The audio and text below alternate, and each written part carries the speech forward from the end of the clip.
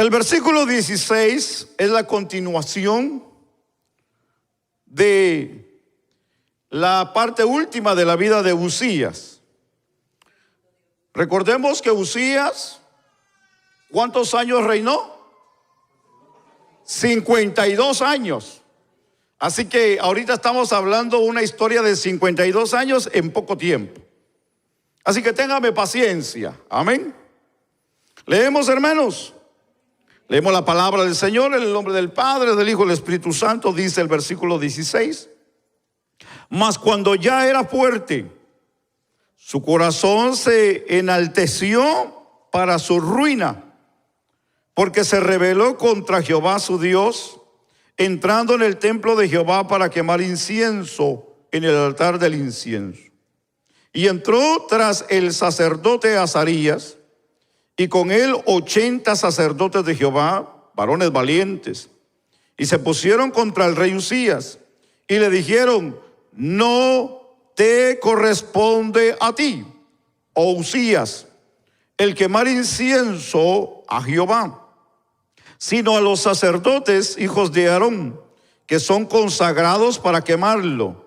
Sal del santuario, porque has prevaricado, y no te será para gloria delante de Jehová Dios. Entonces Uzías, teniendo en la mano un incensario para ofrecer incienso, se llenó de ira. Y en su ira contra los sacerdotes, y dice la Biblia, la lepra le brotó en la frente.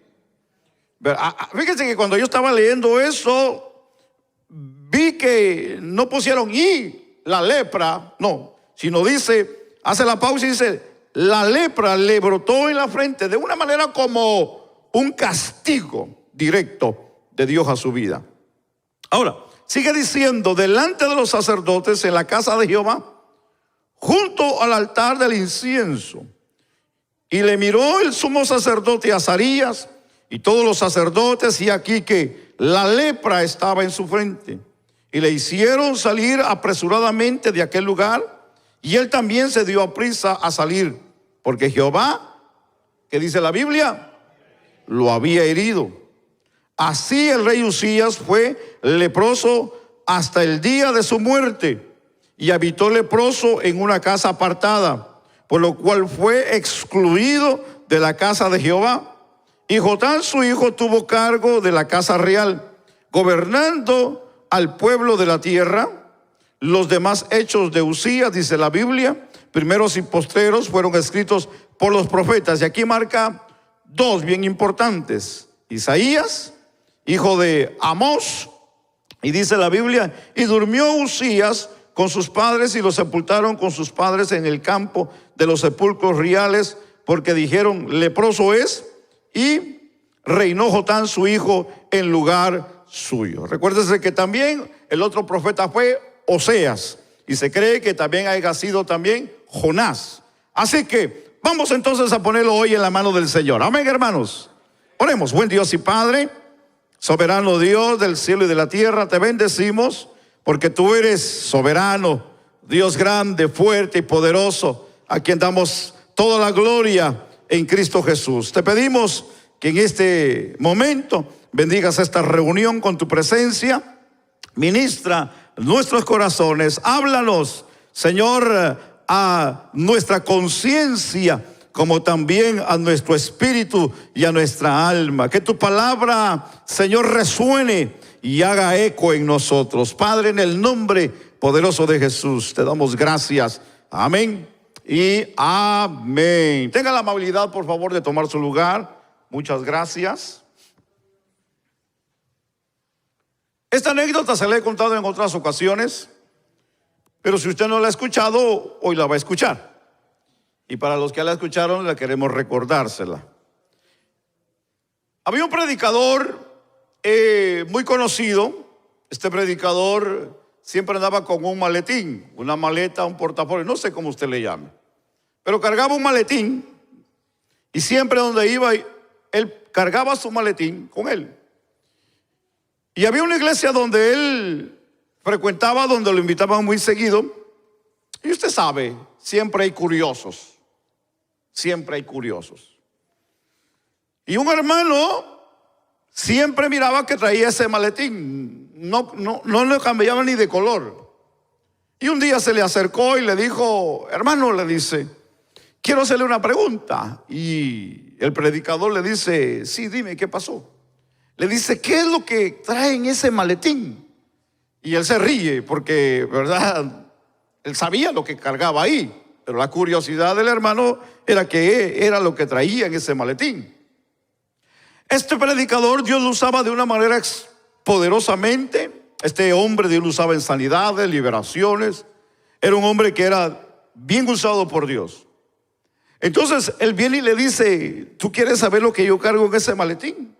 Y le dice: sí, yo quiero saber, me gustaría, le dice, saber qué carga en ese maletín. Y le dice: pues ven. Y lo llevó hacia a un rinconcito, le abrió el maletín, le sacó una ropa vieja, bueno, ya limpia, pero como si hubiera estado muy sucia anteriormente. Le saca una foto de un hombre que cargaba esa ropa, barbudo, todo sucio, sin bañarse, con el pelo largo, todo arruinado. Y la ropa que se miraba en la foto era la misma ropa que estaba ahí presente. Entonces le dice el joven, porque era un joven, y le dice: ¿y eso es lo que usted carga en ese maletín? Y le dice: sí. ¿Eso es lo que usted carga todo el tiempo? Le dice: sí, eso es lo que yo cargo todo el tiempo. Y le dice: ¿pero por qué? Le dice: porque el que está en esa foto, le dice, fui yo. Ese soy yo, le dijo. Y esa ropa, le dijo, que ve aquí, es la que yo cargaba cuando yo vine a Cristo. Cuando me hablaron del evangelio, cuando yo me entregué a Cristo, esta es la ropa con la que yo vivía. Y le dice: ¿pero para qué usted tiene esa ropa? Le dice: es muy sencillo, te lo voy a explicar. Tú ves lo que Dios hace cuando predico, tú ves lo que Dios hace cuando oro. Y él le dice: sí. Bueno, le dice, a veces me siento más grande a veces que Dios. Pero cuando yo voy al maletín y veo de dónde Dios me sacó, yo me pongo a pensar y a ver que yo no soy nadie, sino que toda la gloria es para Dios. Bueno, yo pienso que con eso ya le prediqué, hermanos, de lo que hoy voy a hablar con usted. Así que, por favor, ponga mucha atención. Yo hoy quiero hablar del pecado de Uzías. Y el pecado de Uzías va concerniente a la soberbia. ¿Ok? Entonces, cuando vemos aquí una parte interesante, y ahorita vamos a definir esta parte, pero en su orgullo intentó de alguna manera, como leímos, usurpar el papel de los sacerdotes al ofrecer, que dice la Biblia, incienso en el templo. Algo que estaba prohibido por la ley, hermano, que nadie podía hacerlo, hermano, solamente los sacerdotes que Dios había destinado y preparado para ese servicio a Dios. Así que esa es una parte interesante. No vamos a entrar en mucho detalle en la parte sacerdotal, pero sí queremos ver el orgullo de este personaje. Porque aquí el orgullo es una actitud, y llamémosle exceso de autoestima o valoración propia, que lleva a una persona a sentirse muchas de las veces, o no muchas de las veces, casi siempre superior a los demás. Y aquí entendamos lo que es para nosotros la corrección a rechazar o despreciar lo que es Dios en la vida de la persona. Ahora, aquí cuando hablamos de esto, usted dirá: bueno, eso pasa con el inconverso. Sí, eso pasa con el que no tiene temor a Dios, pero también pasa con los que también tienen temor a Dios. Así que estamos viendo un personaje que caminó recto delante de Dios. ¿Estamos ahí? Así que no estamos hablando de un inconverso, no estamos hablando de un drogadicto, no estamos hablando de un borracho, no estamos hablando de un mujeriego, no estamos hablando de un ladrón, no estamos hablando de un matón. Estamos hablando de un rey, estamos hablando de alguien que Dios lo encaminó, de alguien que la Biblia dice que caminó en el temor a Dios y hizo grandes y extraordinarias cosas hermano, de las que Dios lo usó. Así que estamos viendo a un hombre que de una manera caminó con Dios. No es cualquier persona. Pero aquí entendamos una parte, y es que el orgullo lleva a la desobediencia y a la ruina. Así es como estamos leyendo y leímos la historia de este personaje. El orgullo de una manera distorsiona la visión del individuo, llevándonos a pensar que muchas de las veces somos autosuficientes.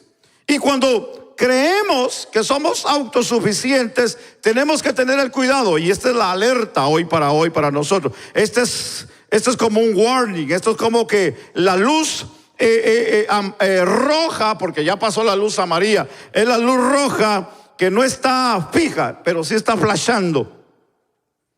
La luz roja está flashando. Y cuando la luz roja está flashando, ¿qué es lo que hay que hacer? Hay que parar. Hay que ver para los lados. En otras palabras, hay que pensar, analizar y caminar. No podemos caminar cuando la luz roja está flashando. ¿Estamos ahí, hermanos? Proverbios 16:18 nos instruye y nos dice: antes del quebrantamiento es la soberbia. Antes del quebrantamiento es la soberbia. Sigue diciendo el verso: antes de la caída, la altivez de espíritu. Antes de la caída es la altivez de espíritu. Así que entendamos una parte importante aquí, y que la Biblia nos enseña que antes de que pase una tragedia en la vida de alguien, ya Dios alertó a esa persona.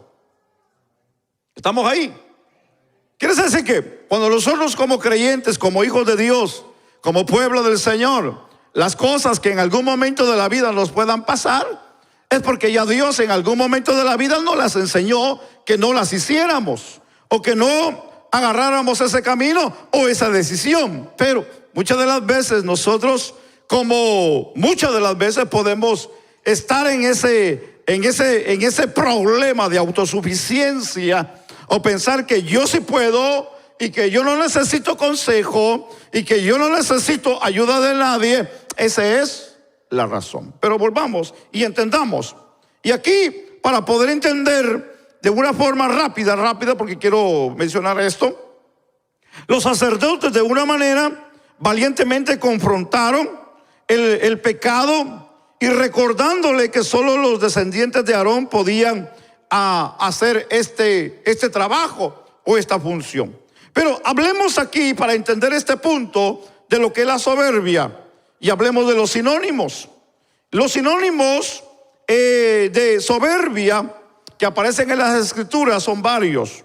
En español, para nosotros, significa altivez, presumir, orgullo, ensoberbecerse, arrogancia, jactancia, vanidad y vanagloria. Esos son los sinónimos de soberbia, para poder entender de lo que estamos hoy considerando. Así que cuando vemos estos dos pasajes que voy a mencionar, de una manera entendamos cuál es su origen de la soberbia, porque para hablar de algo tenemos que hablar de su origen. Así que hay dos pasajes en la Biblia para hablar del origen de la soberbia. Uno de ellos se encuentra en Isaías y también en Ezequiel. Ezequiel capítulo 28 versículo 2 en adelante, Isaías capítulo 14, 12 al 15. Estos dos pasajes de la Biblia hablan de un personaje de donde nosotros podemos entender lo que se llamó al principio lucero de la mañana. Y la Biblia lo llama lleno de luz. Y también lo llama que fue el sello de la perfección, lleno de sabiduría y acabado de hermosura. Y también se le llamó querubín grande, protector. Y dice los versículos, uno de ellos: yo te puse en el santo monte de Dios. Y también dice: perfecto en todos sus caminos, desde el día, dice la Biblia, que fuiste creado. Y este personaje que la Biblia lo identifica como lucero, como luz del día, como querubín. En la parte ya revelada de lo que la Biblia nos enseña, que fue un personaje que arrasó con la tercera parte de los ángeles en el cielo. Y este personaje, cuando cae a la tierra, cuando Dios lo derriba, lo arroja porque quiso ser más grande que Dios o igual a Dios, Dios viene y lo arroja a la tierra, y la Biblia dice que se llevó tercera parte de los ángeles. Eso habla, hermano, Apocalipsis. Y la Biblia lo identifica como el dragón, la serpiente y Satanás.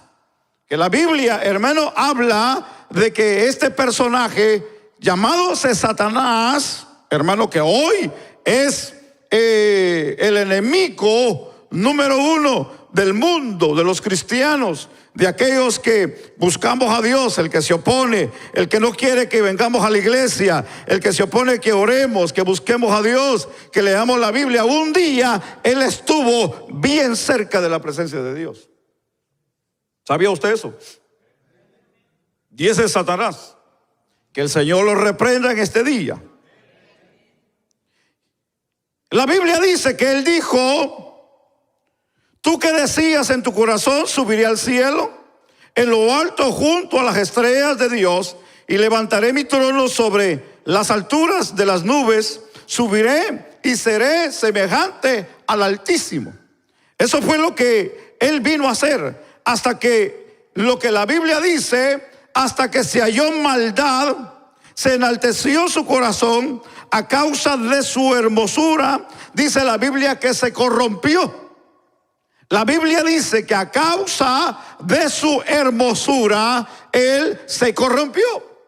Eso quiere decir de que él, con la sabiduría que se le había dado y con su esplendor en su corazón, él llegó a pensar que podía ser semejante o más grande que Dios.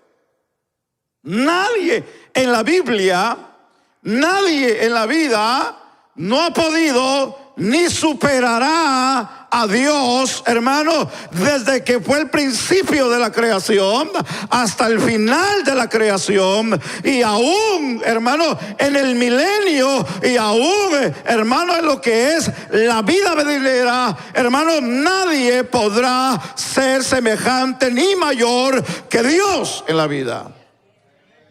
Pero alguien lo quiso hacer. Alguien lo quiso hacer. Y todavía hay muchos que lo quieren seguir haciendo. Y ahorita se lo voy a explicar.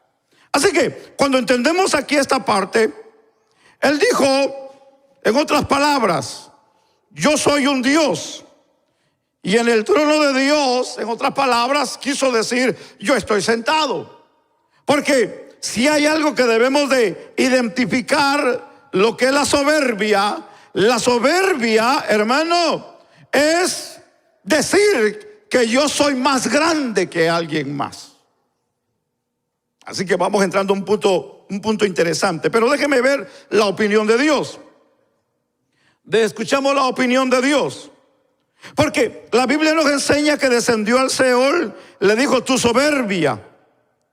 Y de una manera le dice, caíste del cielo cortado, fuiste por tierra o para tierra derribando, y eres hasta el Seol, le dijo, y hasta los abismos, por cuanto pusiste tu corazón como corazón de Dios, al sepulcro descenderás y morirás con la muerte de la que mueren en medio de los mares. Espanto serás y para siempre, le dijo, dejarás de ser. Así que cuando nosotros vemos esta parte de lo que aquí para nosotros es la soberbia, entendamos que la soberbia es querer ser como Dios. Entendamos esa parte desde el punto bíblico. La soberbia, lo que nos quiere decir en conclusión, es querer ser más que Dios. Quiera Dios que en este día los que somos soberbios dejemos de ser soberbios. Sí, porque el que es soberbio se cree semejante o más que Dios. Y para nosotros hoy entender, el que es soberbio, hermano, siempre tendrá una retribución, y su retribución es el castigo de Dios. Porque nadie, hermano, nadie en la vida, como vuelvo y repito, hermano, se ha considerado semejante a Dios, ni más que Dios. Y los que se han querido ser grandes o semejantes a Dios han sido derribados. ¿Usted quisiera ser derribado por Dios? Yo pienso que no. ¿Verdad que no, hermanos? ¿Cuántos quieren ser bendecidos por Dios? Todos queremos ser bendecidos por Dios. ¿Cuántos quieren ser castigados por Dios? No diga eso, pastor. Pero tengo que decirlo, pues. ¿Cuántos quieren ser castigados por Dios? Nadie. Nadie queremos ser castigados por Dios. ¿Cuántos queremos ser recompensados por Dios? Todos. Amén. Ahora, hablemos de esta semilla, porque esta semilla fue sembrada en el hombre también. Este problema no radicó solamente en él. Y hablamos del lucero de la mañana. Hablamos de dónde tuvo su origen. ¿En dónde tuvo el origen la soberbia? No en Satanás. Fue en un ángel de luz, un protector, un querubín. Alguien donde Dios depositó su confianza. Wow, el que estaba bien adentro, el que estaba cerca de Dios. La Biblia lo llama querubín hermoso y protector. ¿Qué protegía? No sabemos qué protegía. Algo protegía. Algo protegía. De que sí me enseña la Biblia que era poderoso, era poderoso. Y era muy hermoso, era demasiado hermoso. De lo que hoy no es nada de lo que la Biblia dice. Porque no es hermoso, ni tampoco es poderoso, ni tampoco es luz, sino es al contrario. Es horrible, no tiene poder contra los hijos de Dios, y no es luz, sino es tinieblas. Amén, hermanos. Amén. ¿Cuántos quieren ser luz aquí? Amén. Nadie quiere ser tinieblas, ¿verdad, hermanos? No, porque la tiniebla representa oscuridad, representa pecado, representa infierno, representa demonios. La luz representa vida, representa, hermano, Cristo, representa a Dios. Así que yo quiero ser luz, no quiero ser tinieblas. ¿Cuántos quieren ser luz aquí en este día? Entendamos entonces en este día, porque recordemos las palabras de la serpiente a Eva. Se recuerda cuando la tentó y le dijo que si comiera de ese fruto seréis, le dijo, ¿cómo? Dioses. Entonces le dijo, sabiendo el bien y el mal. ¿Cómo es que le dijo que iban a ser dioses? Sabiendo el bien y el mal. Entonces, Satanás viene y tienta con el mal. Y de alguna manera, esto fue la razón que llevó a desobedecer a Dios de lo que les había establecido dentro del Edén.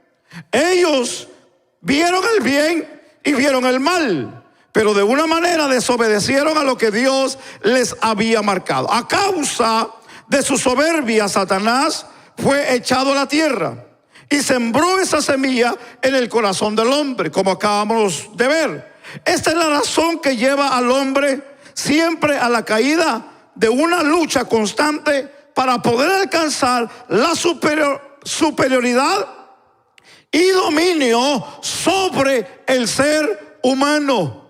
Escuche bien lo que yo voy a decir. Hay dos cosas interesantes. Dios le dijo al hombre que él estaba sobre todo y le dijo que iba a reinar, que iba a estar sobre todo. La parte positiva de la forma como Dios creó al hombre es que no lo hizo cola, lo hizo cabeza. ¿Ok? Pero con la diferencia de ser un hombre de Dios, una mujer de Dios, para gobernar bajo el sistema y gobierno de Dios, no bajo el sistema de la oscuridad o del imperio de Satanás. Pero aquí entendamos una parte ahora, la segunda parte, humanamente hablando. Usted en el trabajo, en las escuelas, en la calle, en muchos lugares, también dentro de las iglesias, hay mucha gente que se creen superiores a otros. Hay gente que piensan ser mejores, tal vez porque tal vez habla 2 idiomas, 3 idiomas, 4 idiomas, o probablemente porque tiene dinero para comprarse ropa en las mejores tiendas, o porque tal vez tiene un buen trabajo, un buen salario, o porque tal vez tiene buen negocio, y el otro como no tiene negocio, el otro como vive un salario mínimo. Muchas de las veces existe esa superioridad por el nivel social. Y eso es allá afuera, pero también existe aquí adentro. Ahora, ¿dónde radica el problema aquí? El problema es que esta semilla fue sembrada. Esta semilla fue sembrada en el hombre, en el ser humano. Entendamos que Adán y Eva pecaron y cayeron por esa razón. Eso quiere decir que el hombre por naturaleza padece y tiene problemas con la soberbia. Están muy serios ustedes, hermanos. Usted dice, pastor, es que no soy soberbio. Esta es una semilla, esto es un problema, esto es como el colesterol. Muchos piensan que no tienen colesterol. Todos tenemos colesterol, hermanos. Solo que unos más controlados que otros. Muchos dicen, no, yo no tengo problemas de azúcar, porque no se ha chequeado. Porque no se ha chequeado.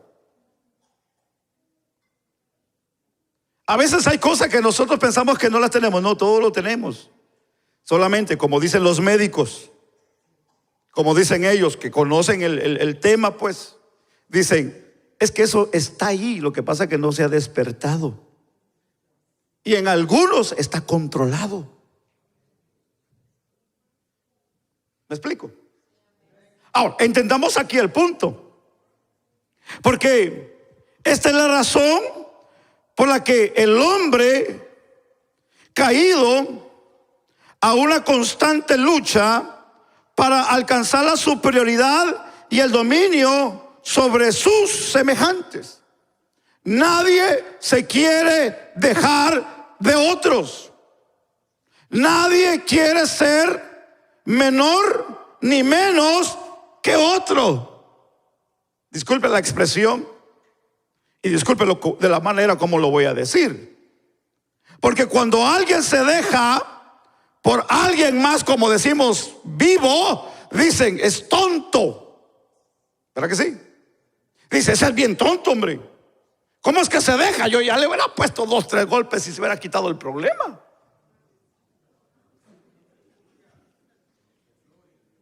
Eso es allá afuera, ¿verdad, hermanos? No me vayan a salir con esas cosas aquí adentro, por favor.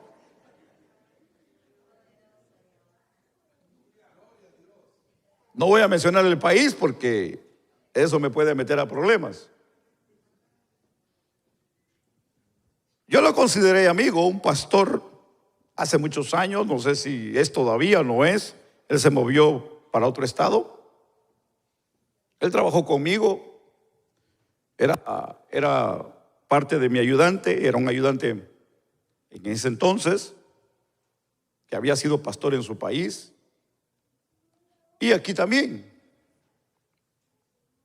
Y en una plática que tuvimos, me dice un día, me cuenta una anécdota, una historia de lo que le había pasado. Porque estábamos hablando de los borrachitos y de esto, que salió el tema, ¿verdad? Y me dijo, no, le voy a contar una historia, me dijo. Pero bueno, usted no se lo va a decir, ¿o qué, verdad, hermano? Eso queda entre nosotros. Me dice, un día predicando, me dijo, porque allá en nuestros países, me dice, las iglesias no están cerradas como aquí. Allá en las iglesias las puertas están abiertas. En su país hacen eso, ¿verdad que sí? Allá no están cerradas las iglesias. Allá las iglesias, las puertas están abiertas. El que pasa escucha, Y hay algunos que se quedan hasta así, ¿verdad? Viendo hasta donde está el predicador. Desde la calle lo están viendo. Y hay algunos que allá son tocados. Pero algunos le dicen, vas a ver cuando te bajes, le dicen. Porque hay gente perversa en la calle, ¿verdad, hermanos? Pues cuenta la historia de que se metió un borracho. Y atrás los sugieres no podían controlarlo. Comenzó a hacer escándalo atrás. Ni se sentaba, ni se callaba. Entonces, él predicando, porque ya estaba predicando. Y los hermanos no podían controlarlo atrás. El borracho tenía más fuerza que ellos. Y los agarraba hasta la corbata, los despeinaba. Y él estaba bien predicando y estaba viendo. Y dijo, paró la prédica y dijo, saquen a ese borracho. Sáquenlo, porque no puedo predicar. Y lo sacaron a empujones. Y como la puerta estaba abierta, miraba cómo el borracho estaba revolcando a los hermanos allá afuera. Y lo llenó de coraje. Y le dijo a alguien que estaba cerca, le dijo, venga hermano, quédese aquí predicando, le dijo, ahorita regreso. Le dijo. Y se salió. Pero yéndose se iba remangando la camisa, pues. Qué pastor, ¿verdad, hermanos? Qué gente va. Pero volvamos al punto. Bueno, el final fue que lo fue a arreglar allá afuera, pues. El final que lo arregló, lo compuso y ya se metió.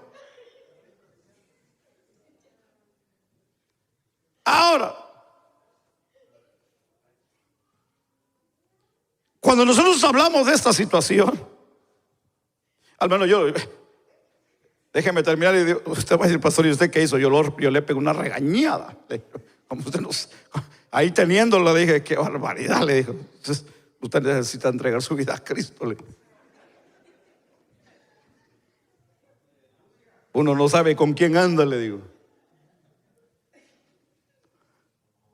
Ahora, mire, yo le estoy diciendo una cosa. Y es que la soberbia está en todos nosotros. ¿Radica el mal en nosotros? Sí radica el mal. ¿Radica el mal? Sí está el mal. Y muchas de las veces nosotros podemos criticar y podemos señalar. Y a veces decimos, por eso es que no quiero ir a la iglesia, por eso que esto, por eso lo otro. Pero el que está señalando está peor, pues. Y ahora déjeme entrar, porque esta parte está interesante. Porque esta es la raíz que está en todos nosotros. La soberbia es querer ser como Dios. Y este mismo espíritu, hermano, se ha venido a establecer también dentro de las iglesias. Ahora usted dice, pero ¿cómo se ha metido a establecer dentro de las iglesias? Es muy sencillo. Es muy sencillo. Porque mucha gente todavía no está bien convertida. Hay gente, hermano, que sencillamente viene porque lo traen a la fuerza, porque es amigo del evangelio, es oidor del evangelio, y tal vez tiene 1 año, 2 años, 3 años, pero es sencillamente, hermano, amigo del evangelio. No es hijo, no es convertido de Dios. Ahora, pero usted dice, pero aquel hombre, esa mujer predicaba, cantaba y hacía tantas cosas dentro de la obra de Dios. Sí, es que luchaba con ese problema también. Luchaba con ese problema. Ahora, yo le voy a decir una cosa. Nosotros luchamos con nuestro pasado. Nosotros luchamos con nuestros problemas antiguos. Si alguien aquí fue alcohólico, hermano, sigue luchando todavía con el alcoholismo en su vida. Si alguien aquí fue mujeriego, sigue todavía luchando con ese problema de la carne en su vida. Si una mujer aquí fue mal hablada, fue borracha, sí, porque hay mujeres que fueron borrachas, hermano.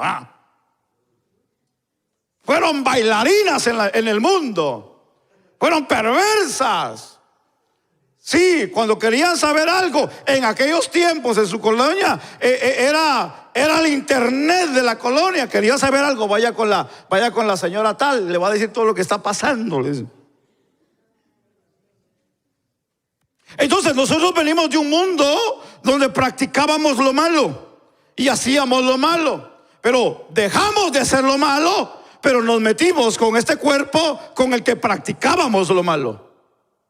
Ahora, este cuerpo ha sido cambiado, ha sido limpiado, ha sido regenerado, pero todavía está ahí la naturaleza del pecado por la cual todos nosotros luchamos día y noche, hasta en el sueño soñamos que pecamos. ¿Verdad que sí? Fíjese, pastor, que yo soñé que estaba robando, fíjese. Porque ese fue su vida pasada. Y la carne no lo va a dejar tranquilo. Entonces tenemos problemas porque hay una semilla en la vida del ser humano, en la vida del hombre, en la vida de la mujer.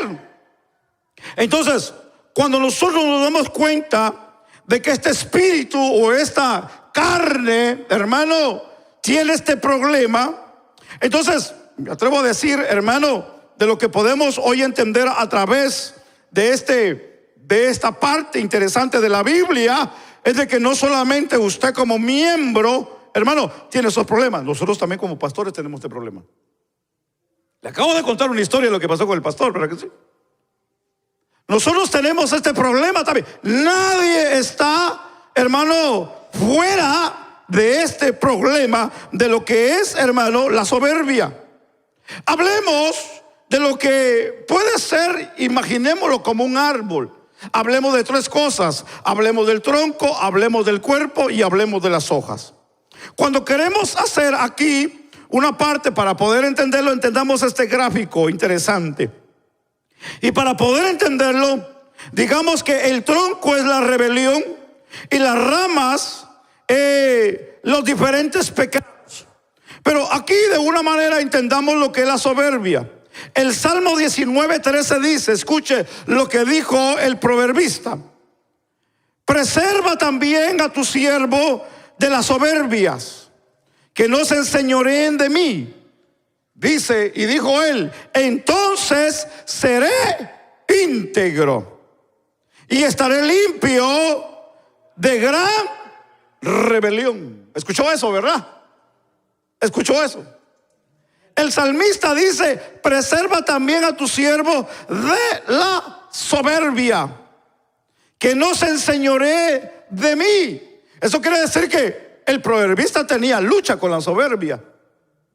Tenía un problema con la soberbia. La soberbia, él mismo dice que no se ensoberbezca contra mí. En otras palabras, que no se eleve sobre mí, que no tome control de mí, que no sea la soberbia que me gobierne, sino seas tú en mí. Porque una cosa hay que mencionar y hay que marcarla: cuando una persona vive bajo o gobernada por la soberbia, no vive bajo la dirección de Dios. El que vive bajo la dirección de Dios no vive bajo la soberbia, sino está controlada la soberbia porque es Dios el que lo guía a él. ¿Estamos entendiendo?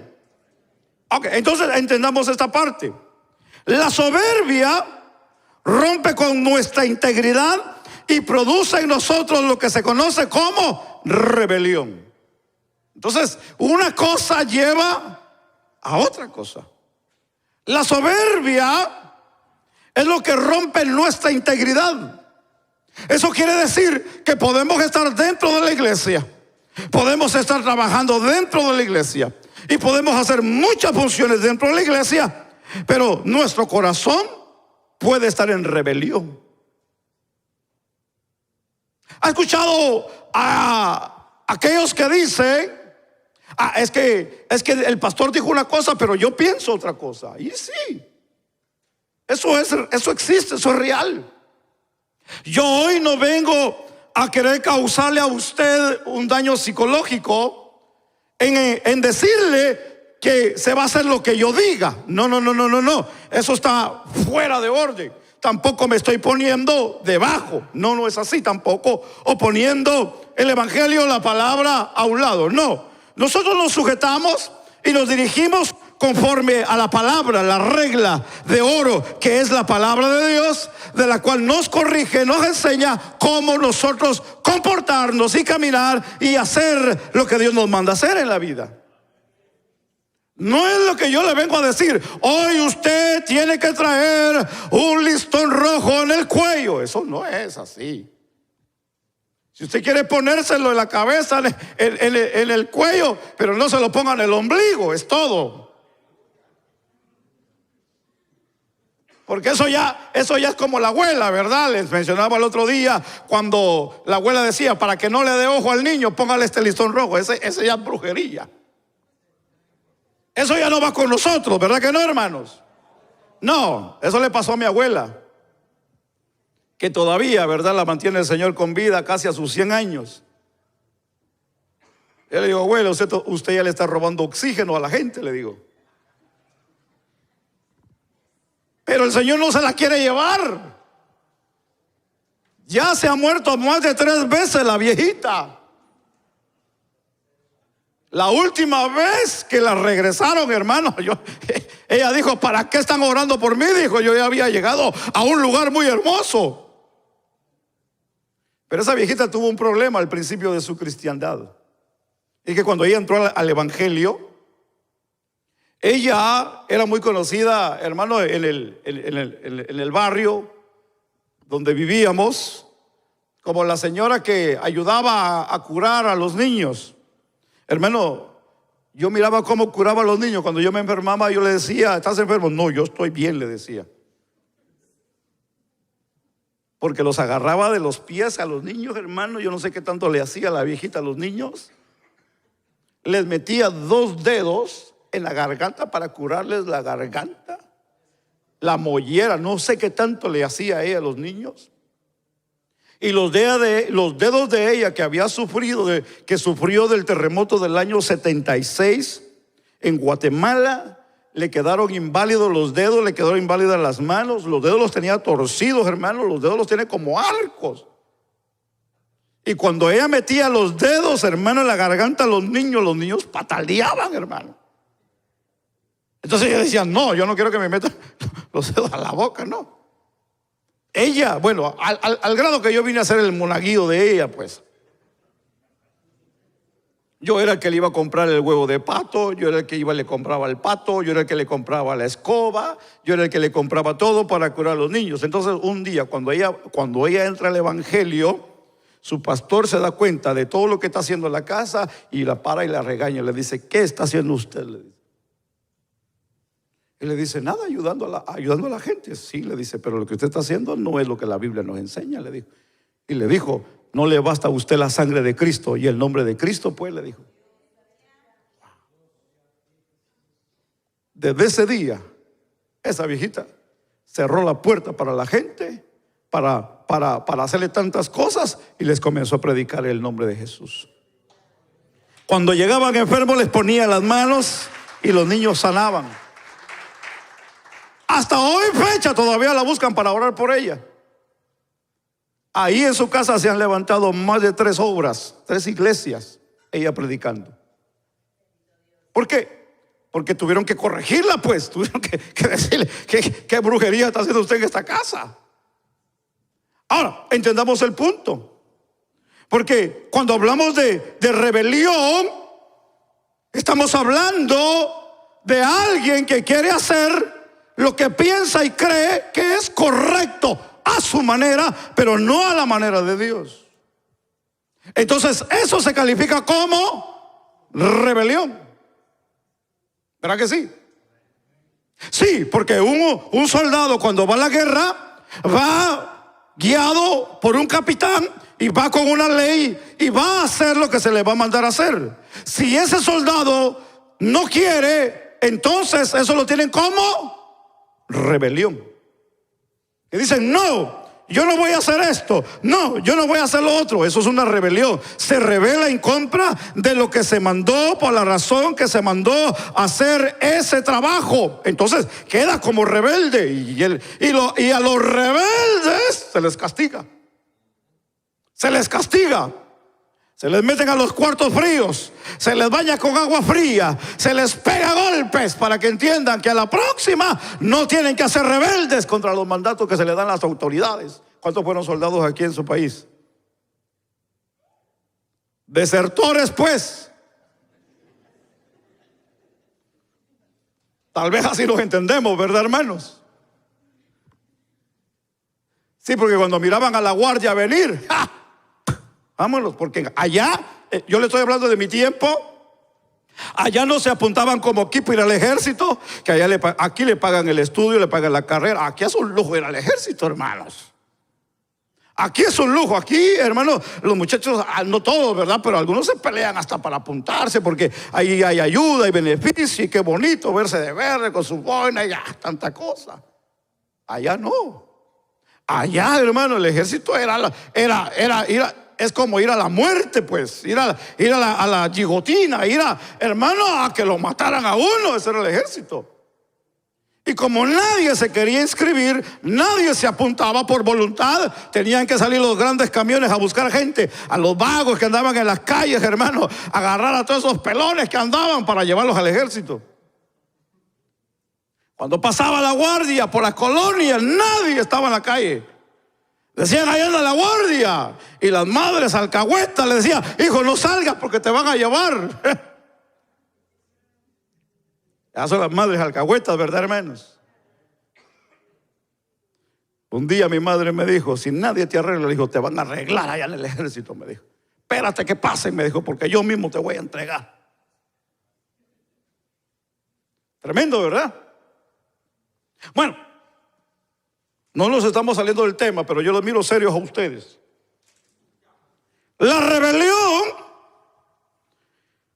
escuche bien, nos lleva a producir pecado. Sí, porque la falta de integridad y la rebelión produce pecado en la vida del hombre. Sí.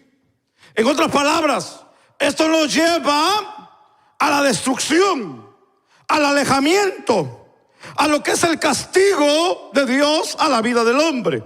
Por eso que el diccionario de la Real Academia no lo define. Además, como soberbia, como altivez y orgullo y arrogancia, también nos enseña las características de una persona soberbia. Y cuando hablamos de las características, hablamos aquí de lo que podemos decir de una persona que ha alcanzado éxitos y que de una manera que son tan reales y concretamente en la vida o dentro de su profesión, muchas de las veces quiere estar hablando de ellos todo el tiempo. ¿Usted ha escuchado a esas personas? Que aunque no le están preguntando de lo que se graduó o de su trabajo o de lo que hizo o de lo que pasó, su tema principal es ese.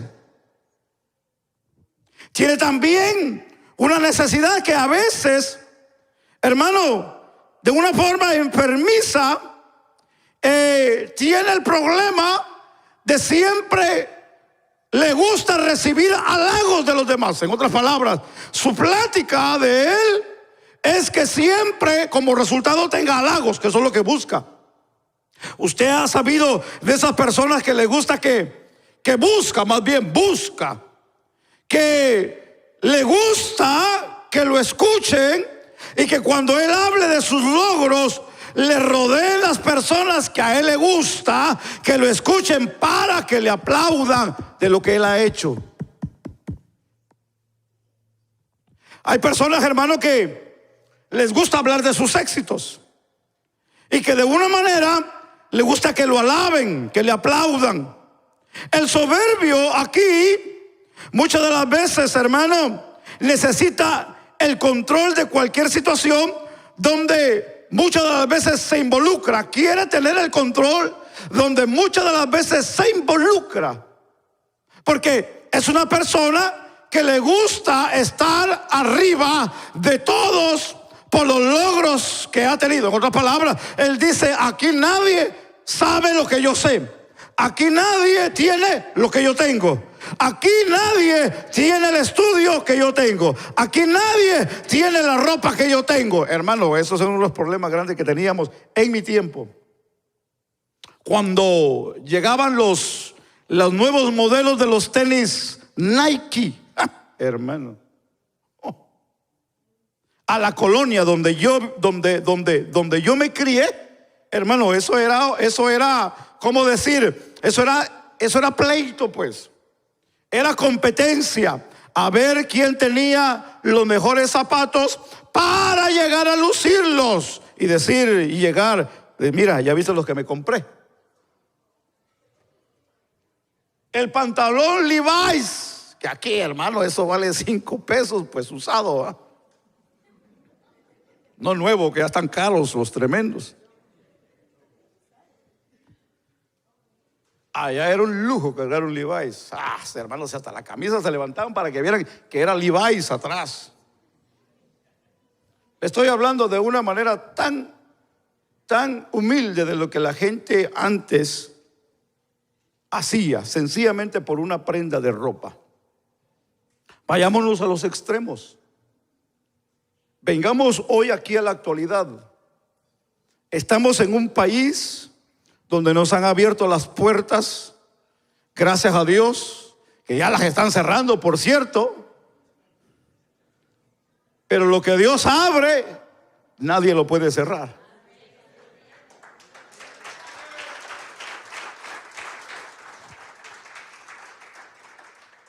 Porque el que tiene el control y el dueño de todo es Dios. Dios nos ha bendecido, hermanos. Ha bendecido al emigrante. Y cuando hablo del emigrante, hablo parejo. Solamente que hay muchos que cuando ya han crecido y ahora tienen, hermano, tantas cosas, no se acuerdan, así sencillo, de aquel que un día le echó la mano para hacer lo que hoy es en la vida. Sí. Porque de los que han nacido aquí es una gran bendición.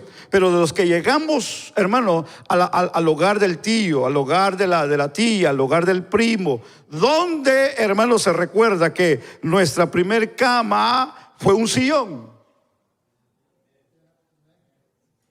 No hay amenes.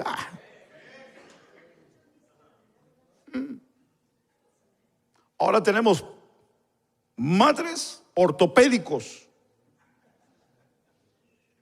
No así casi el tamaño del altar son los colchones que usamos hoy, hermano.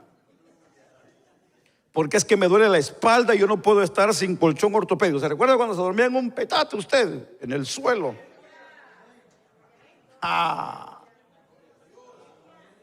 Ahí no caminaba jorobado, caminaba bien derecho. Yo pienso que algunos necesitan petates, hermano.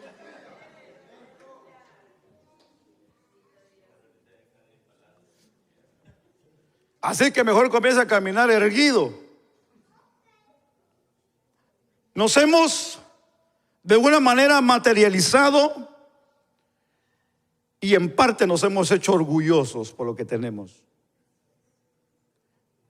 El orgullo no es lo que usamos. El orgullo es lo que reflejamos. Usted se puede poner la ropa más cara que pueda existir. Usted puede ir a la mejor tienda con los mejores diseñadores. Se puede comprar el mejor calzado. Puede inclusivamente mandar a matar el animal que usted quiere y que le hagan el calzado que usted quiere. Para que me entienda, ¿verdad? Y seguir siendo humilde. Porque hay unos que se ponen, hermanos, zapatos, con todo respeto. Yo antes usaba Payless. ¿Cuántos aquí usaron Payless? Y yo sentía que andaba en el cielo, pues cuando comencé a usar Payless. Cuando yo me di cuenta que era para pobres, hermano,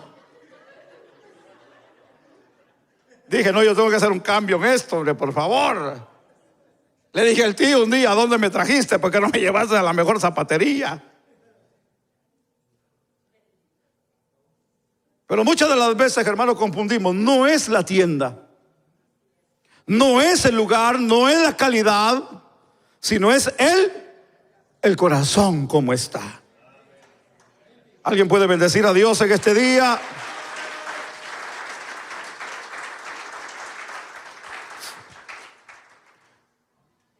Entonces entendamos que el soberbio necesita tener el control de cualquier situación donde esté involucrado. Ese es el problema. Estamos hablando de cualidades. También nunca reconoce sus errores y no acepta las críticas.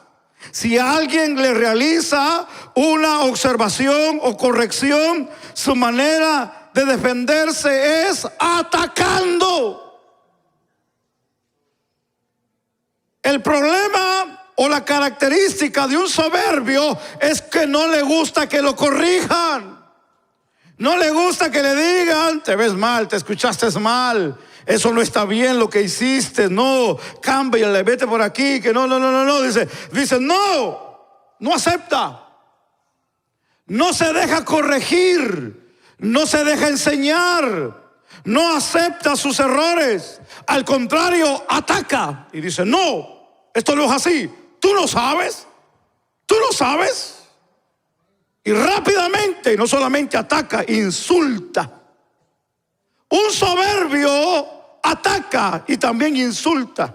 No deja y no recibe corrección, sino ataca. También un soberbio disfruta cuando sus adversarios experimentan el fracaso y sufre con el éxito de otras personas. ¿Sabía usted eso? Un soberbio no dice: hombre, qué barbaridad, qué mal está yendo aquel allá, que dice que lo corrieron del trabajo y no sé cómo le va a hacer con la familia. Perdió el trabajo y es el único trabajo que tenía. Se le descompuso el carro y también es el único carro. Qué lástima con la prima, con la prima o la hermana o la amiga, dicen las mujeres, que le está pasando esto. Hay compasión, pero cuando hay soberbia dice: qué bueno que le pasó. Hay algunos que dicen: orando estaba para que le fuera mal. Sí, porque hay cristianas soberbias. Hay cristianos soberbios que no desean el bien ni para su prójimo ni para su enemigo. Bueno, es lo mismo, ¿verdad? Pero para aquel que es amigo, ni para el enemigo. Porque el soberbio no le gusta que otros crezcan. El soberbio no le gusta que otros sean exitosos en la vida. El soberbio solamente quiere que él sea exitoso en la vida. Usted ha escuchado a aquellos que dicen: no, yo sé que pues este año, hablamos dentro de la iglesia con los líderes, ¿verdad? Pues son muchos. Y dice: no, si lo que yo hice, lo hice para Dios, lo hice aquí, lo hice con todo. El que venga, quién sabe si lo vaya a hacer como yo lo hice.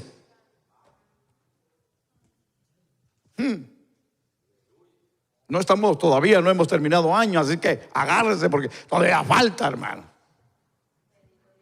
El soberbio, hermano, no le gusta que otros lo sobrepasen.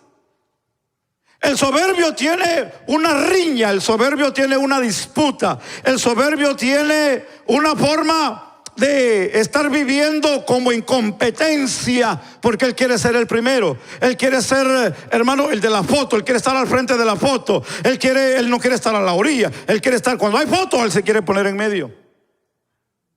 El enfoque es él. La mirada es él. Los aplausos son para él. Todo. El soberbio busca que todo el halago y toda la mirada sea para él. Usted no ha visto este problema en esta actualidad con los gobiernos. ¿A qué gobierno le gusta que siempre lo enfoquen con cámaras, que le aplauden, que esté alrededor y que le digan está bien y que hablen de su éxito? ¿Usted sabe de alguien en el mundo que hable, que se vea de esa manera? Pues ese es soberbio. Ese es soberbio. Ese es el que le gusta que lo halaguen por sus éxitos, aunque se le está ¿cómo se dice? Derrumbando la vida. A él no le interesa. No le interesa la vida de nadie, no le interesa la vida del que está al lado, no le interesa la vida del familiar, no le interesa la vida del primo, ni aún de la mamá, ni del papá, ni de nadie. Él quiere ser el centro de él mismo, de todo. Así que el soberbio también se siente superior y más importante que el prójimo, a quien minimiza para siempre ensalzarse a sí mismo. Nunca quiere estar debajo, siempre quiere estar arriba.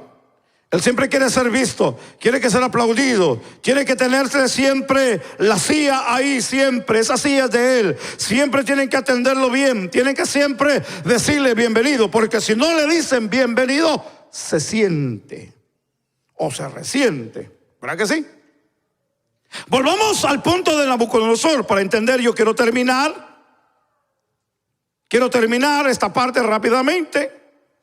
Volvamos al punto de Nabucodonosor, porque al final entendamos la interpretación del capítulo 4, donde Daniel le da la interpretación del sueño y le dice: Señor mío, sea para tus enemigos y no para los que mal te quieren. En otras palabras, no quería ni interpretarle el sueño a Nabucodonosor de lo que le iba a pasar. Daniel, sabiamente, cuando le interpreta el sueño al rey, de una manera le pide o le da el consejo, básicamente que sea de una manera que se humille, por si Dios, le dice, tuviera misericordia, le pide. De una manera Nabucodonosor no escuchó el consejo. Muy rápidamente narrándole la historia, no le importó a Nabucodonosor lo que le estaba dando la interpretación Daniel en ese momento. La soberbia lo envuelve y de una manera no hace caso. Y ahí es donde él entra en el corazón de animal y donde Dios lo castiga y le da, hermano, ese castigo al pasar el año de lo que le había mencionado. Es donde él recibe aquel golpe y le da a conocer que Dios es el único que merece la gloria y la honra. Porque la Biblia dice que después de que había sucedido del sueño, de la interpretación, él salió afuera del palacio de lo que fue Babilonia y él se queda viendo y dice: no es esta la gran Babilonia que yo he edificado. Y ahí, ¡pah!, Dios lo derriba y lo convierte en corazón y en animal para que viva con las bestias del campo. Que dice la Biblia que su pelo era como plumaje, hermano, de animal, y sus garras como garras de animal, hermano. Comía con los animales. Hermano, qué tremendo. ¿Hasta qué punto llegó él, hermano, de desobedecer lo que Dios tenía para su vida? Wow. Cuando vemos esta parte, es interesante pensar que la soberbia muchas de las veces nos puede llevar a la destrucción y no al éxito. Así que entendamos que la soberbia, todo el éxito se lo atribuye a sí mismo. No tiene en cuenta a Dios, exalta más a su persona y de una manera su propio éxito lo lleva a la ruina, menospreciando a los demás y no darle a conocer que Dios es el que merece la gloria. Entonces, cuando nosotros vemos esta parte de lo que la Biblia nos enseña rápidamente, otra manifestación de lo que es la soberbia, el altivez, de lo que podemos hablar aún dentro de la iglesia. Así que entendamos lo que la Biblia nos sigue enseñando, porque cuando nosotros entendemos a Santiago capítulo 4 versículo 6 y primera de Pedro capítulo 5 y versículo 5, La Biblia nos enseña que Dios resiste a los soberbios y da gracia, dice la Biblia, a los humildes. Así que, hermanos amados, de todo lo que venga y de todo lo que pueda venir a la vida de nosotros y todo lo que nos quiera apartar de la humildad y de lo que Dios quiere a la vida de nosotros seamos sabios para desecharlo y poder vivir una vida agradable a Dios. Entendamos rápidamente de que al entender la vida, hermanos, de Uzías, regresemos a Uzías, entendamos a Uzías. ¿Por qué es que Uzías le dio lepra? ¿Por qué es que Uzías fue castigado? ¿Por qué? Porque quiso tomar el lugar que no le correspondía. Así sencillo. Tomó el lugar que no le correspondía. No tenía que tomar el lugar que no se le había otorgado. Y cuando alguien toma el lugar que no se le ha delegado, tiene problemas. Así que tengamos cuidado de hacer lo que se nos ha mandado a hacer y no hagamos lo que no se nos ha mandado a hacer. Y lo que hagamos, hagámoslo de corazón, hagámoslo para Dios y hagámoslo como para Dios y no para los hombres. Porque si hay algo que nosotros debemos de entender es que Dios, dice la Biblia, el Salmo 138:6, Jehová atiende al humilde, mas al altivo lo mira de lejos. Si hay algo que nosotros debemos de hacer es vivir con humildad, hermanos. Dios te va a usar y te va a usar mejor que el pastor, mejor que el evangelista, mejor que el maestro. Dios te va a usar mejor que el músico. Dios te va a usar mejor que nadie en la vida, pero que no te llene el corazón de soberbia. Dios te va a dar cosas buenas el día de mañana. Dios te va a dar un mejor trabajo. Dios te va a dar buena ropa. Te va a dar mucho dinero probablemente, pero que tu corazón no se llene de soberbia. Dios te va a dar lo mejor, los mejores contratos que tú has anhelado en la vida, en tu área de trabajo. Tal vez te va a dar, vas a viajar y te va a llevar a buenos lugares. Vas a ir a comer a mejores restaurantes. Vas a dormir en los mejores hoteles de 5 estrellas. Te va a dar las mejores casas. Te va a dar los mejores lujos. Pero que tu corazón no se llene de soberbia. Dios te va a usar como nadie en la vida, tal vez. Tal vez donde ponga la mano los enfermos se van a sanar. Cuando hable la gente se va a convertir. Tal vez cuando hables la gente va a venir, hermano, por miles, por cienes, a aceptar a Cristo como Salvador. Pero que tu corazón no se llene de soberbia. Porque si hay algo que debemos de reconocer es que Dios es el que se merece toda la gloria.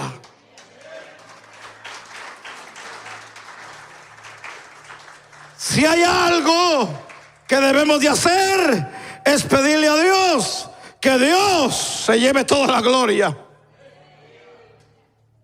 Isaías 66:2 dice: miraré al que es pobre y humilde de espíritu y que tiembla a mi palabra.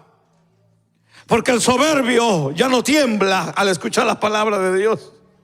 El soberbio dice: no, yo puedo más que el pastor, yo puedo más que el maestro, yo puedo más que el predicador. Ay, ¿a quién pusieran a predicar? A un niño, a un joven. No, hombre, ese no sabe predicar. Ten cuidado, porque la soberbia te puede estar llenando tu corazón. Si hablamos a nivel ministerial, no quiero hablar de iglesias, mal de las iglesias, no. Ese no es mi punto. Pero tal vez tú conoces, o tal vez vienes, o has pasado, o sabes. Y si aquí fuera el caso, yo te pediría a ti que fueras sabio y buscaras un lugar donde te prediquen la verdad, y es la palabra de Dios.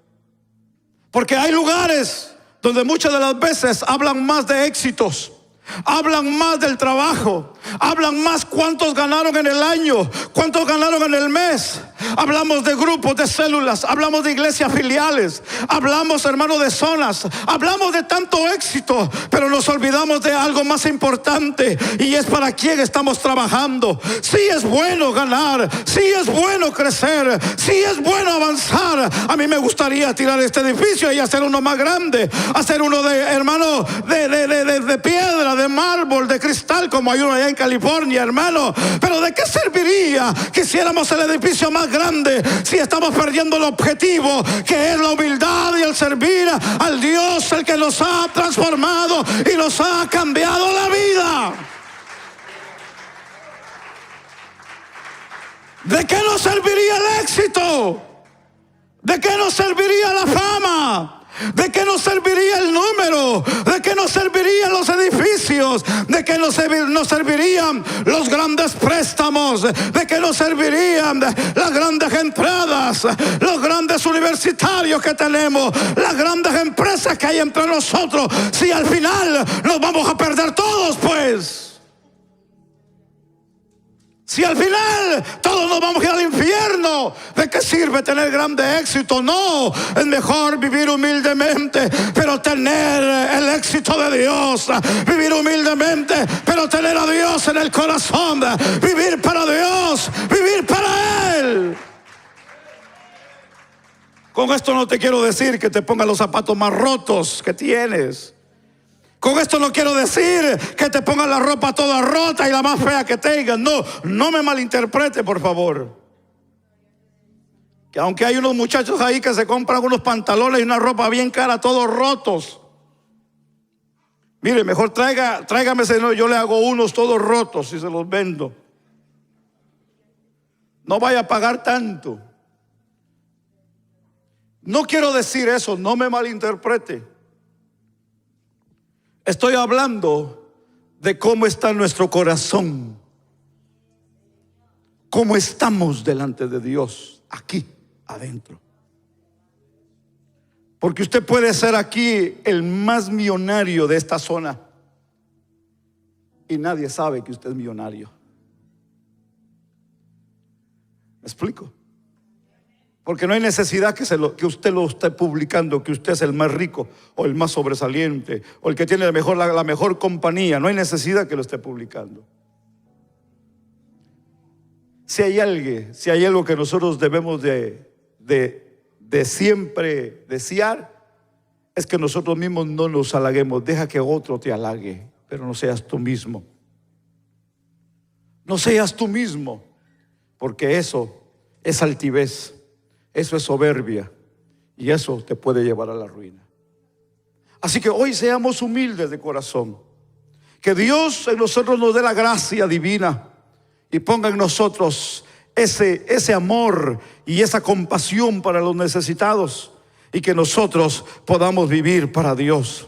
Así que hoy nosotros seamos obedientes ante lo que Dios quiere para nosotros. La Biblia dice, hermano, que Usías fue castigado con lepra, y la Biblia dice, hermano, que fue apartado de su palacio y murió en una casa que no era su palacio.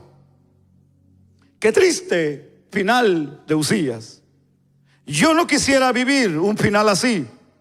Tantos años que he vivido dentro del evangelio y que mi alma se pierda. Así que hoy pues seamos sabios y vivamos para Dios. Con lo que Dios nos dé, seamos contentos. Si nos da mucho, gloria a Dios. Si nos da poco, gloria a Dios. No pierda su esencia, no pierda su humildad, no pierda quién es usted. Sea como sea, usted siga siendo como Dios a usted lo ha hecho. Que Dios nos bendiga en este día. Que Dios nos guarde y que Dios nos dé la gracia para servir a Dios con todo nuestro corazón. Pongámonos sobre nuestros pies.